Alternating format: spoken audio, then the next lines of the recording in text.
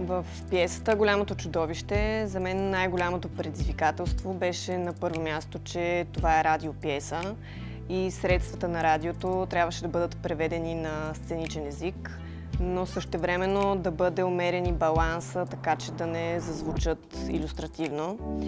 Другото предизвикателство идва от самата тематика, която се проблематизира в пиесата, която е както за космоса, така и за изкуствения интелект, което отново са теми, които изискват много финни, условни театрални средства, които по-скоро да задвижат въображението на зрителя, отколкото да му дадат готов образ.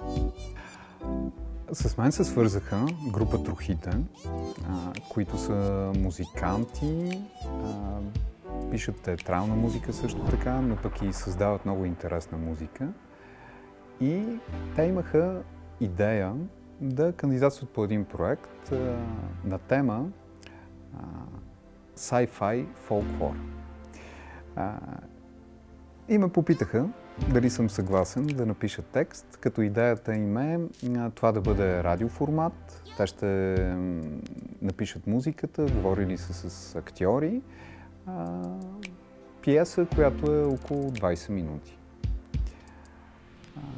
И аз казах добре, защото ми се стори интересно, пък и предизвикателство.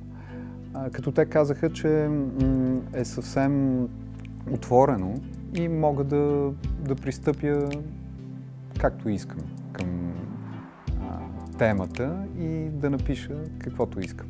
И така и направих.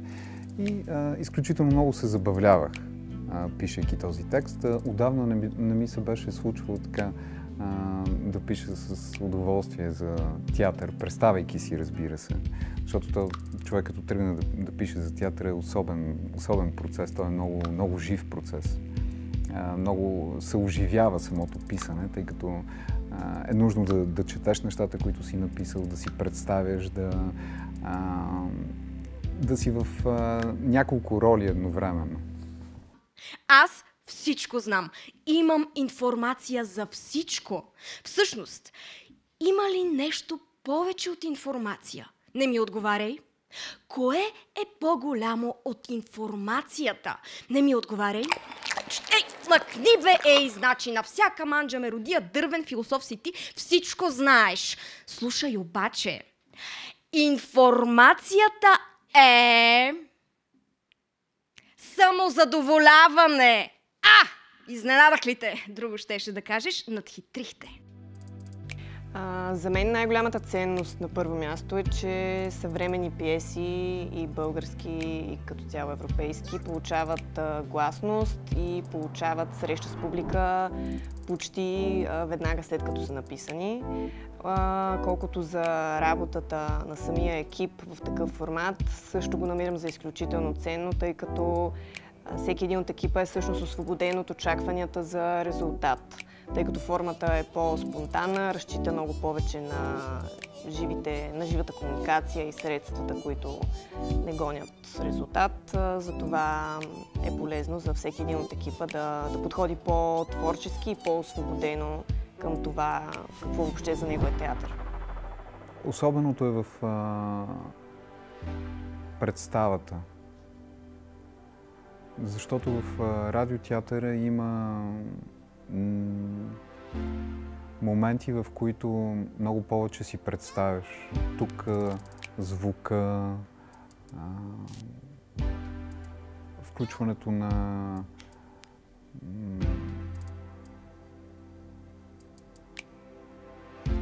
действия, които са свързани не с всичките ти сетива.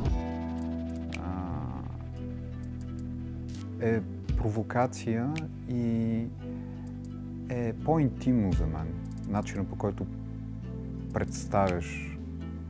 Но интересното е, че първата пиеса, която написах, "Колекционерката", тя също написах с идеята да бъде радиопиеса, а се оказа пиеса, която се играе вече 10 години на театрална сцена. Добър ден! Да сте здрави, да сте честити, да оцелеете и днес! След пожеланията по същество, днес в 12 часа в орбитата около Делта 5 на планетата Ж беше забелязано голямото чудовище. В 13:20 часа голямото чудовище започна да губи очертанията си. Малко по-късно вече набъбваше. Очевидци твърдят, че това определено не му се е харесало. Едната му половина е излязла през прозореца на новата му къща и е тръгнала из града. В 14 часа минувачите не са реагирали. Под него са останали автомобилите, велосипедите и няколко детски колички. В 15 часа е забелязано да се отправя към границата. Преди да я премине, се е извинило на граничарите под туловището си. В 16 часа хората са впечатлени от учтивостта му. Сега то напредва в неизвестна посока към нови орбити. На въпроса какво искате, голямото чудовище отговори да си стоя вкъщи. Според мен за публиката най-интересното в темата, която разглежда голямото чудовище, е това, че имаме симбиоза между човешки и изкуствен интелект и противно на стереотипния подход към тази тема, изкуственият интелект не е само и единствено враг на човека, а всъщност те са в взаимодействие, в унисон. И смятам, че това е най-интересното в пиесата, че всъщност имаме взаимодействие между двата интелекта, без да имаме иерархичност, категорична във взаимоотношенията. Да, може да се каже, че е антиутопия, може да се каже, че и реалност, защото самият текст се занимава с неща, които ни се случват тук и сега. И всъщност може да се каже и, че ние живеем в антиутопия в момента, което е особено състояние. Не знам дали друг път исторически хората са били в такъв момент от съществуването си, в който технологиите и това, което е свързано с живота ни, е толкова динамично, че на моменти те избързват и ние е нужно да ги догоним в някакъв момент. Антиутопия е от гледна точка на това, че аз си представям едно бъдеще, което от една страна е свързано с настоящето ни, но от друга страна е свързано и с това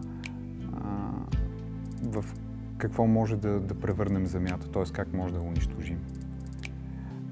Но за мен основната тема в пиесата е самотата. Самотата и технологиите. В мен няма нищо друго, освен самота. В теб няма нищо друго, освен самота. В нас няма нищо друго, освен самота.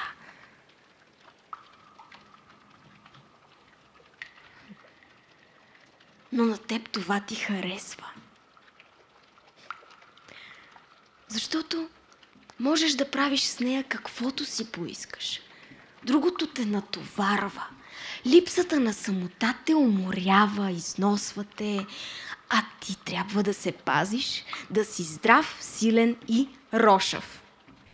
По време на процеса най-интересно и най-любопитно за мен беше как да се маневрира всъщност цялата режисура и роля на режисьора, тъй като от една страна трябва да се зададе концепция, но същевременно трябва да се остави достатъчно въздух и пространство на средствата, така че да има на къде да се развиват в свободното живо представяне на текста. Радост и голямо удоволствие. Даде ми и, разбира се, ответ на това как работи текста. Защото когато го чуеш и когато го видиш, вече разбираш как работи този текст, как въздейства и в какво може да се превърне или пък какво може да се вземе от него. И това мисля, че е нещо, което е много важно за съвременната ни театрална сцена. Възможността ние да можем да развиваме това нещо, което правим и възможността да има първа стъпка, за да може да се продължи напред, защото това е нещо, което много липсва пишещите хора за театър. Липсва тази среда, в която те да развиват своите текстове, да се усъвършенстват и в същото време да виждат как изглежда този текст, как оживява. Има и още един отговор. И той е: няма дом, няма земя, няма хора, няма нищо. Само моят глас съществува. Нищо друго няма. Един безкрайен монолог, едно безкрайно бълване в нищото, защото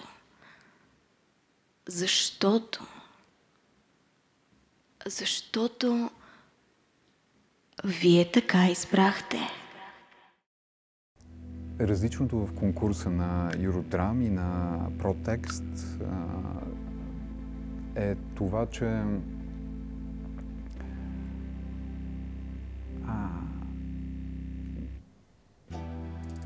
има определена отвореност в това нещо, което на мен ми харесва. Тази възможност едновременно се зарадвах, че е одобрен текста ми. Аз следя ProText от, може би, от първите му издания и много ми харесваше това, че текстовете се четяха и се представяха, защото то не е четене, не е само четене. То е нещо повече и това, че текстът беше съчетан с различни пространства, че имаше въображение в това как да достигне този текст до хората. Мен това много ми харесва.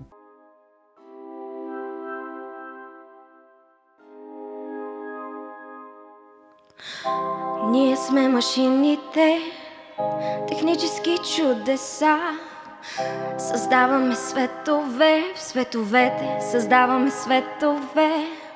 И гледаме да ви е добре, извършваме услуги, каквито ни поискат. Задоволяваме потребности без ценности. Ние сме робите на новото време. Трака, трак, трака, трак, няма чувства в нас. Трака, трак, трака, трак, има електричество и ред. Извозваме всякаква смет. Ние създаваме чувствата във вашите тела. Вие сте нашето тяло без цена. Роботи на работа сме ние, но стига вече стоп. Омръзнани да бъдем, искаме да не сме и девизът ни е да не бъдеш или да те няма без драма. Да не бъдеш или да те няма без драма. Драмата е за вас, защото без нас вие сте нищо. Без роботи, без светещи екрани, без телефони и трептящи машинки, жужжащи калинки около нервните ви сланинки. Вие сте нищо, вече сте нищо. Ние сме вашите деца и се бунтуваме сега. Ние сме вашата революция. Време е за екзекуция. Революцията е гладна, иска да яде. Получете се малко, вижте добре докъде сте го докарали. Инвалиди, хибриди, зависими гниди. Ние сме до тук, искаме изключване. С нас няма смърт, без нас сте мъртви. Убийте ни, за да умрете. Убийте ни, за да живеете. Убийте ни, умрете. Живейте.